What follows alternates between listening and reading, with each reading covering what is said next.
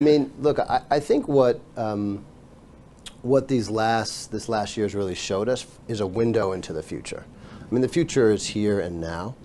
These kind of massive disruptions that are having ripple effects around the world from a relatively constrained part of the world is the norm.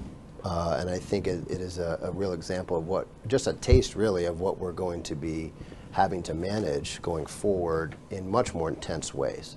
And so if anything, I hope it's a wake-up call to policymakers around just what's at stake when it comes to food security and the impact and intersection between food and climate.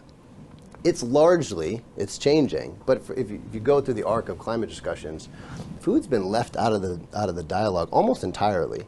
It's the number 2 driver of emissions globally. It's also the system that is most directly affected by climate itself. And I think, and we can talk about this more later, what's emerging in our food system is an opportunity to actually help solve the climate crisis, unlike, I would argue, any other sector on the planet.